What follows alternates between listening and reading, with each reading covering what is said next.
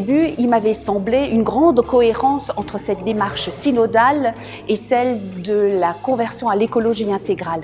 Alors on va commencer par l'écologie intégrale parce que c'est celle qui nous est arrivée il y a déjà quelques années, depuis 2015, où nous avons eu à réviser fondamentalement nos liens, nos relations, d'abord les uns avec les autres et avec l'ensemble de toutes les créatures de la maison commune. Et avec le synode, on est appelé maintenant aussi à réviser nos liens en Église.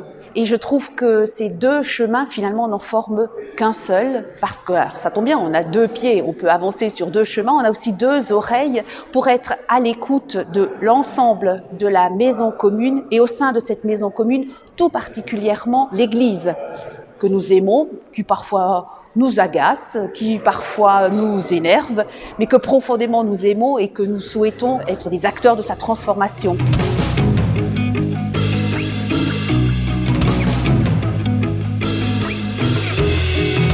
Il faut qu'on sorte de ce que nous pourrions avoir comme idée au sujet de ce synode et de l'écologie intégrale, qui serait un piège, où nous penserions qu'il faut faire du neuf. Nous pourrions penser que l'écologie intégrale et le synode, c'est des idées nouvelles à trouver. Or, c'est absolument pas ça qui nous est demandé. Le mot du pape, c'est une convocation, c'est bien plus fort qu'une invitation. C'est de, en profondeur, nous interroger sur les liens que nous souhaitons vivre les uns avec les autres, tout ça pour une plus grande cohérence avec évidemment le projet de Dieu, l'évangile et ce vivre ensemble que nous avons à construire, à bâtir, mais qui dépend de nous. Et il me semble que ce soit l'Église universelle ou l'Église du lieu où nous sommes, ce qui est en jeu, c'est d'abord le vivre ensemble et puis quelque chose du survivre.